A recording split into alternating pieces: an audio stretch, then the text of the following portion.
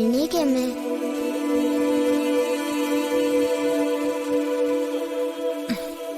ഞാൻ പിടിക്കാം.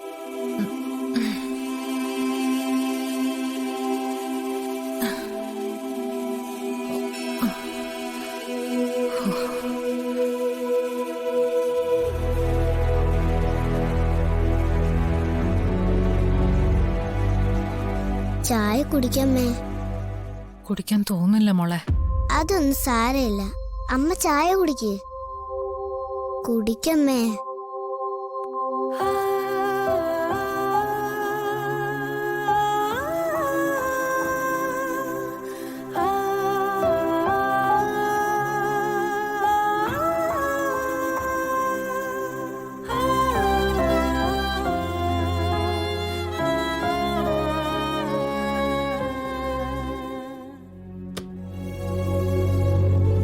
പുതിയ വർഷത്തെ കാര്യങ്ങളൊന്നും ആലോചിക്കാനാ നിങ്ങളെ കൂടെ വിളിപ്പിച്ചത്. അനാഥാലയത്തിൽ ഇപ്പോ കുട്ടികൾ വളരെ കൂടുതലാ. അതിൽ തന്നെ സ്കൂളിലും കോളേജിലും പഠിക്കുന്ന കുട്ടികൾ ഒരുപാട് ബുദ്ധിമുട്ടുകൾ അനുഭവിക്കുന്നുണ്ട്. നമ്മുടെ ഖജനാവ് ഏകദേശം കാലിയാണെന്ന് നിങ്ങൾക്കറിയാമല്ലോ. എന്തെങ്കിലും ഒരു വഴി കണ്ടുപിടിക്കണം. എല്ലാ വർഷവും സ്ഥിരമായി നമ്മുടെ അനാഥാലയത്തിന് ഫണ്ട് തരുന്നവരുണ്ടല്ലോ, അവരെ തന്നെ ആശ്രയിക്കാം. അതേ വഴിയുള്ളൂ.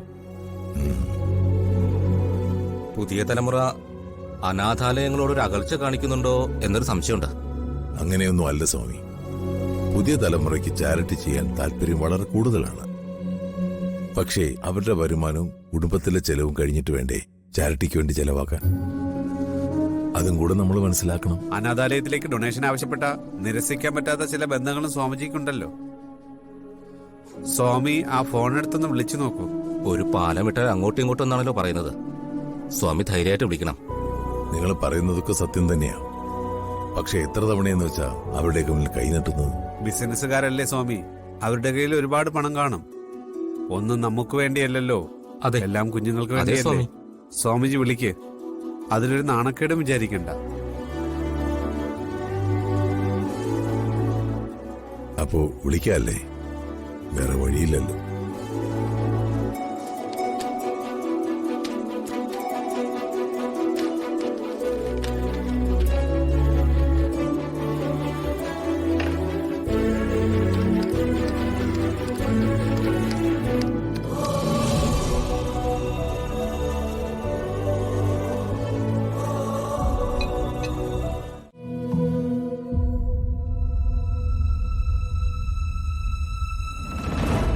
ഇപ്പൊ വിളിക്കുന്നത്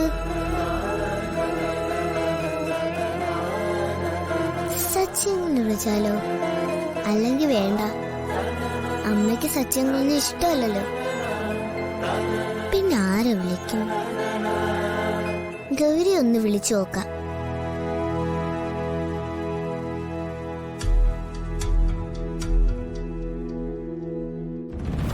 ഹായ് ചിപ്പി, എന്തൊക്കെയുണ്ട് വിശേഷം?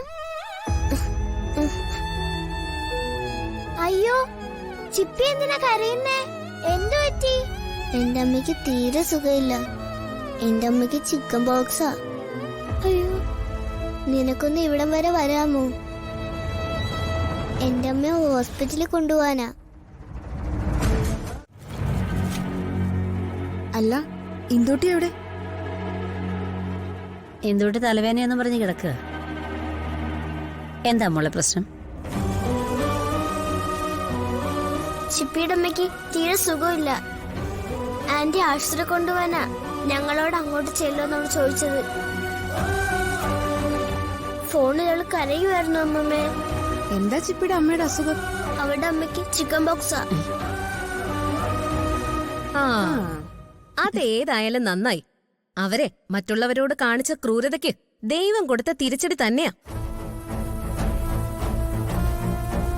നിന്റെ കൂട്ടുകാരി അവര് ദത്തെടുത്തതല്ലേ, അല്ലാതെ സ്വന്തം മോളൊന്നും അല്ലല്ലോ. അവിടെ കിടന്ന് കുറച്ച് അനുഭവിക്കട്ടെ. പിന്നെ ഒരുപാട് സെന്റിമെന്റ്സ് ഒന്നും വേണ്ടെന്ന് ആ ചിപ്പിയോട് പറഞ്ഞേക്ക്.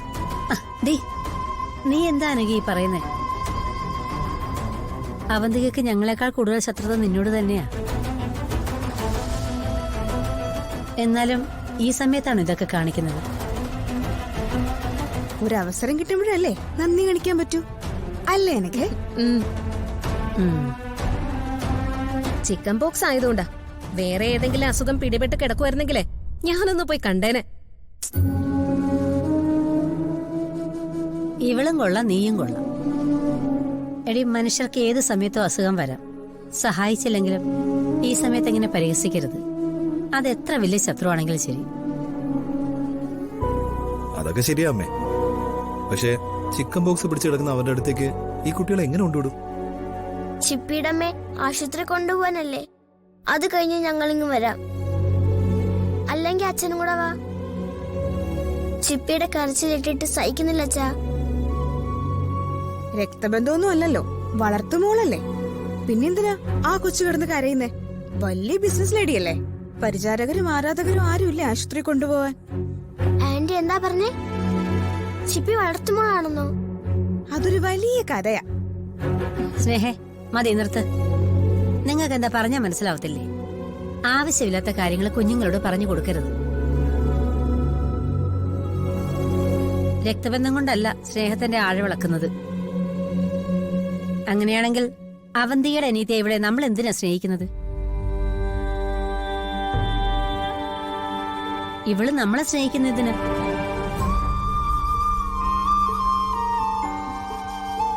മറ്റാർക്കും മനസ്സിലായില്ലെങ്കിലും അങ്ങനെ ഒരു കുഞ്ഞിന്റെ വിഷമം നമുക്ക് മനസ്സിലാവേണ്ടതല്ലേ? അതൊക്കെ എനിക്ക് മനസ്സിലാവും.